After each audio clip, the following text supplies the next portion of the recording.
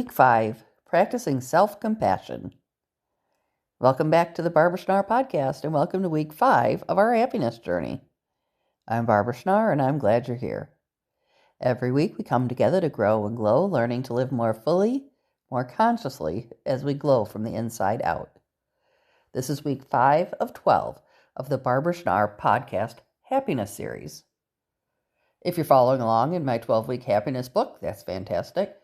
If you don't have the book, that's absolutely fine, but you will want something to write with and to write on. If you'd like to get the book, just go to the About section of the Barbara Schnarr podcast, wherever you found this episode, and there will be a link to my 12 happiness coach sessions for coaches and individuals book on Amazon.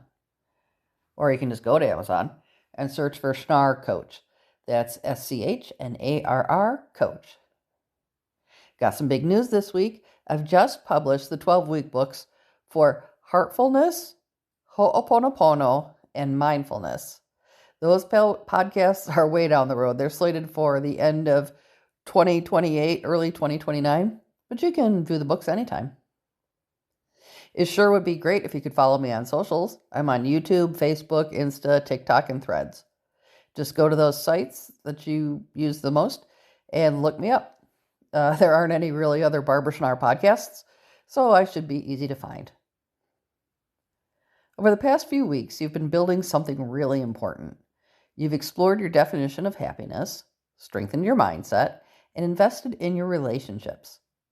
Now we turn inward again, but in a deeper, more personal way. This week is about how you treat yourself. Because no matter how much progress you make, no matter how supportive your relationships are, the relationship you have with yourself is always there in the background. It shapes how you experience everything else. And for many people, that relationship is not very kind. You might be patient with others, encouraging, understanding, but when it comes to yourself, the tone shifts. The expectations get higher. The criticism gets sharper, and mistakes feel heavier. Self-compassion is about changing that pattern. It's not about letting yourself off the hook or lowering your standards. Yeah, really, don't do that. It's about creating a way of relating to yourself that actually supports growth instead of shutting it down. To understand this a little better, it helps to break self-compassion into 3 parts. The first is self-kindness. This means speaking to yourself with the same care that you would offer someone you care about. Instead of defaulting to criticism, you respond with understanding. The second is recognizing common humanity. You are not the only one who struggles, makes mistakes, or feels uncertain. These experiences are part of being human, not proof that something is wrong with you. And the third is mindfulness. This is about noticing your thoughts and emotions without getting completely pulled into them. You acknowledge what you're feeling without exaggerating it or pushing it away. Together, these 3 pieces create a more balanced and supportive inner environment. Now let's talk about something that shows up for almost everyone, your inner critic. That voice that comments on everything. The one that points out what you did wrong or what you should have done better or why you not where you think you should be by now. Sometimes it sounds motivating, but most of the time it just creates pressure and self-doubt. This week, your first step is awareness. Start noticing how you speak to yourself. When something goes wrong, what's your first thought? When you make a mistake, what tone do you use? And when you catch yourself using that critical voice, pause for a moment and ask yourself a simple question. Would I say this to someone I care about?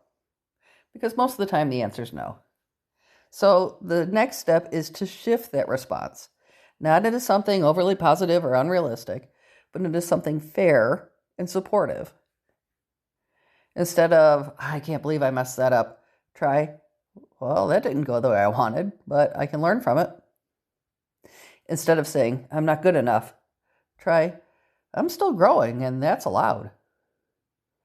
You're not ignoring the situation, you're changing how you respond to it. This week, I want you to write down a few of these moments. Capture the self-critical thought and rewrite it in a way that reflects self-compassion. Over time, this becomes more natural, but it starts with practice. Now let's build this into something more intentional. A self-compassion practice. One of the most effective ways to do this is through writing. At some point this week, I want you to write a letter to yourself. Not a to-do list or anything like that. A letter. Write as if you're speaking to a close friend who is struggling. Acknowledge what's been difficult. Validate how it feels. Offer encouragement and understanding. Then read it back to yourself. This can feel unusual at first, but it often shifts something quickly. It gives you a different perspective on your own experience. You can also bring this into your daily routine with short check-ins.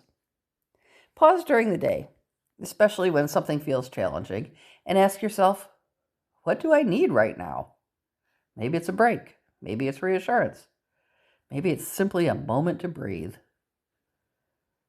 You can even place a hand on your chest to remind yourself, I'm doing my best right now.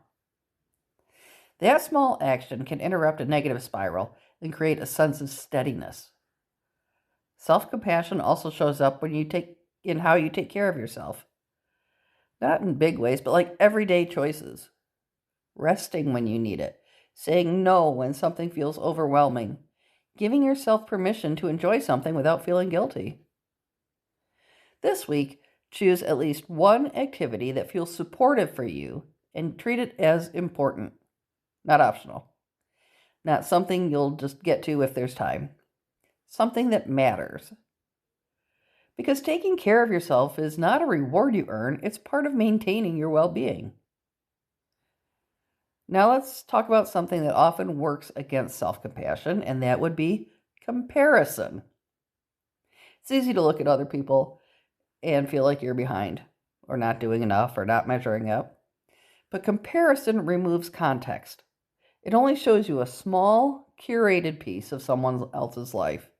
And then if you use it as a standard for your own, you feel inadequate. This week, when you notice yourself comparing, pause or shift your focus.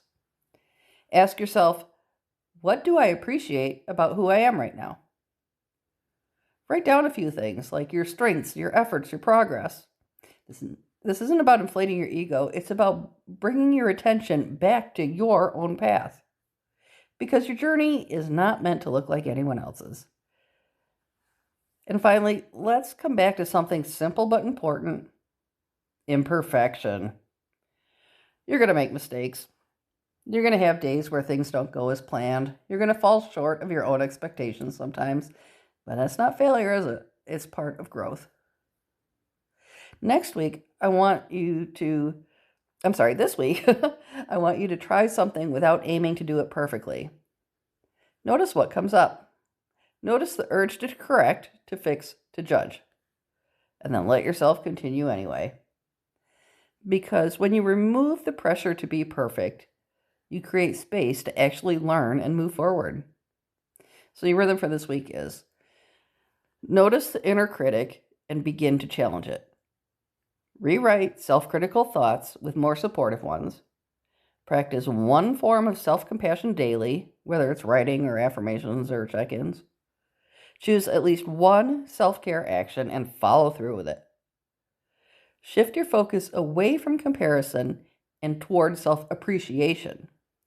And allow yourself to be imperfect without turning it into a negative story. At the end of the week, take a moment to reflect. Did your self-talk change at all?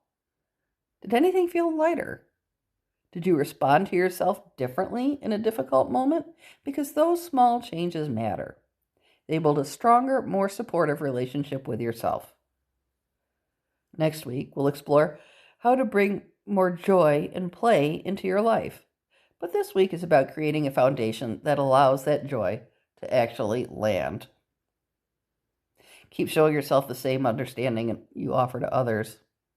And remember, you deserve your own kindness just as much as anyone else does. See you next week.